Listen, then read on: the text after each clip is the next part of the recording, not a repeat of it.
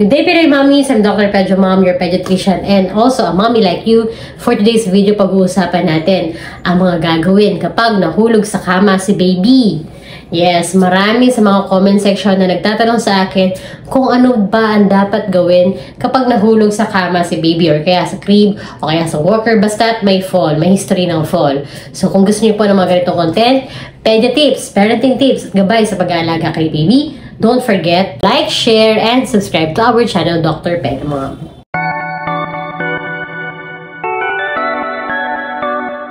Naririto po ang gagawin ninyo kapag nasaksihan nyo na nahulog si baby from bed. Number 1, ito ang unang gagawin ninyo. Kumuha po kayo agad ng yelo. Yes, yelo po. Kailangan, madali kayong kumuha ng yelo. Ibalot nyo yan ng face towel at dali-dali ninyong i-apply yan kung saan ang tama ni baby. Like for example, kung nakita nyo siya, mas maganda, nakita nyo siya kasi alam nyo kung saan siya tumama eh. So kung dito yan, dito, or dito, i-apply nyo yan dahil makakatulong po yan para mag-constrict ang blood vessel at hindi na lumaki yung pamamaga or hindi siya magbukol. Kasi nakaka-stress kapag nakita mo may bukol si baby, di ba?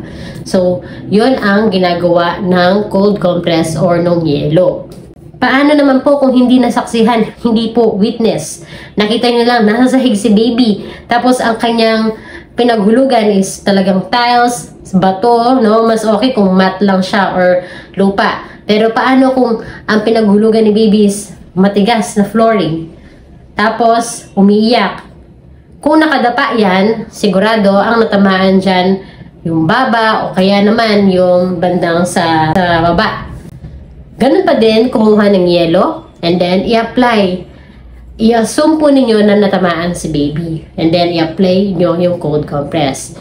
Kung naman, syempre nakatihaya si baby, sigurado na tamaan yung occipital. Lalo na yung mga umiiyak. So, yelo po ang katapat niyan. Number 2, kung okay naman si baby, anong gagawin ninyo? After nyo kumuha ng yelo, of course, obserbahan siya kung may symptoms. Kung nawalan ba ng malay or loss of consciousness, kung nagsusuka within 24 hours, kung nagtutulog-tulog, as in abnormal yung kanyang increase in sleeping time, as in talagang matamlay, tumamlay siya, lagnat, irritable, masakit ang leeg, masakit ang ulo, para na ito sa mga 2 years old, sa mga nakakapag-express na ng emotion at nararamdaman.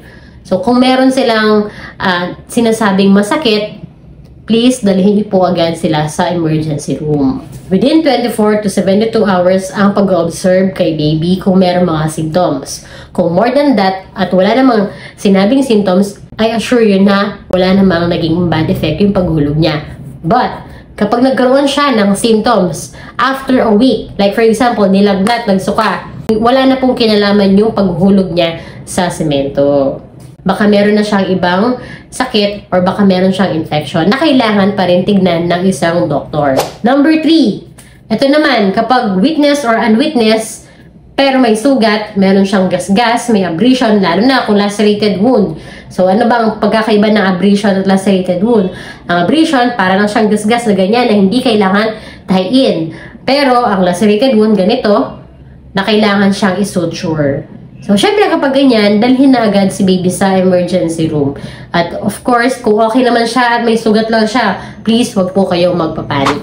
Number 4 na pwede ninyong gawin, kung naman naging okay naman si baby, inoobserbahan niyo pa rin, kung in pain siya, pwede po kayong magbigay ng pain reliever, paracetamol or ibuprofen. Para naman sa dosage, maaari niyo pong sundan ang nasa box. Yun ay kung pasok sa ideal body weight si baby. Kung sobrang taba or sobrang payat, mas maganda pa rin na magpatingin sa doktor para ma-compute yung tamang dosage kay baby. In addition, for the pain reliever, mas makakatulong din ang warm compress naman. So, mas nakakatulong ito dahil after ng vasoconstriction or yung paghihigpit ng blood vessel, yun ay para hindi na tuloy ang mamaga eh. Pero, para maka-relieve naman sa pain, kinabukasan, mas magandang may warm compress para tuloy-tuloy ang paggaling at bumuka na ang mga blood vessel. At 5th, ito na yung sinasabi ko kapag may bukol. Late nyo po nabigyan ng cold compress si baby or yelo. Tapos, kinabukasan na maga. Pwede po kayong magbigay or mag-apply ng warm compress. Yun nga po yung sinabi ko, Ang dahilan nun is to dilate the blood vessel para mas humupa yung kanyang pamamaga or yung pagbubukol. Tsaka na lang kayo pumunta ng emergency room kung talagang may mga symptoms like yung sinabi ko kanina, loss of consciousness, vomiting, headache, fever, and I forgot, the seizure, kung may presence of seizure. So, Doc, kailan po namin ipapa-CT scan si baby? Kung pinag-uusapan ng imaging or yung kailangan siya ma-CT scan, yun ay kapag may symptoms na po siya. Once na meron siyang headache, vomiting, loss of consciousness, lahat ng mga sinabi kong symptoms, I advise the patient to have his or her CT scan. Pero kung napapansin ninyo, kapag merong history ng false baby, ang lagi namin nire-request is X-ray muna. So, yun po ang mas madali at pinakamura na pwede namin i-request ang X-ray. Pag meron pong nag-request ng CT scan, pwede naman namin i-request yun, basta maganda kasi within 6 hours. Kasi kapag agad-agad natin CT scan yan at okay naman si baby, maaaring wala po tayong makita. Pero kapag may symptoms agad si baby, especially loss of consciousness, pwede na po tayo mag-request ng CT scan. Ano naman ang wag na wag nyong gagawin kapag nahulog si baby from bed or kahit anong lugar? 1. Ang magtanong sa social media, Mommies, nahulog po si baby ganyan. Ano po ang maaaring gawin? Ano ang home remedies? Naku, matutulungan ka, yes, pero hindi ka masyadong kampante, no? Please, wag na wag niyo pong gagawin online consultation ang pagtatanong sa social media dahil iba-iba ang experience ng bawat mommy. At syempre, wag na wag din po kayong magtatanong sa mga page ng mga doctors or yung mga page ng mga healthcare professionals kung ano ang maaaring home remedy or gamot. Mas maganda talaga makita at ma-assess siya ng isang doktor. Especially kung may symptoms po si baby. Mahirap na ang mahuli. Second, na wag niyong gagawin ang pumunta muna sa hilot. Bakit?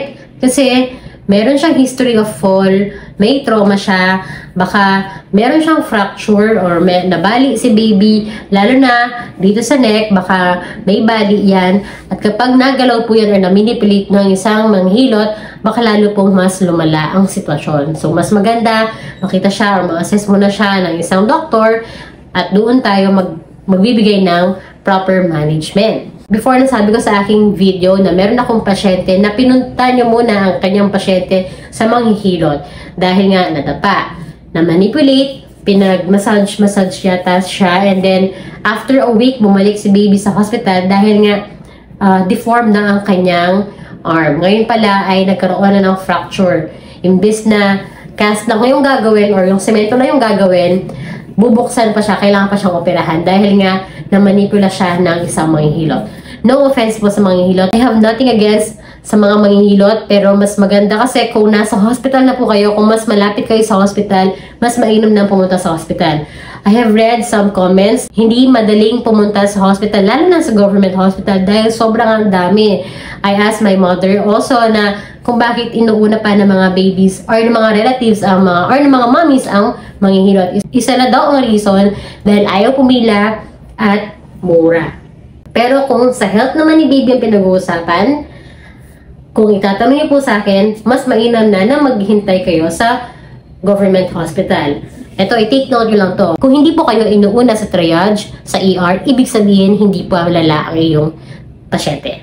Next, na wag nyo pong gagawin ang maglanggas ng kung ano-anong dahon. Ilan na po ang mga pasyente ko, no? Hindi ko na mabilang sa daliri ko yung mga naggamit ng mga dahon-dahon. Tapos, ang nangyayari, papakita ko ito. Itong pasyente kong to, nakagat ng insekto and then naglanggas siya ng dahon ng bayabas. True enough, yung dahon ng bayabas may antibacterial property. Kaya lang, siguro yung preparation kung paano in-apply sa balat ng bata, nagkaroon ng infection. Or baka hindi sanay yung balat, kaya nagkaroon na ganito. Lalong lumala, lalo pang na-admit.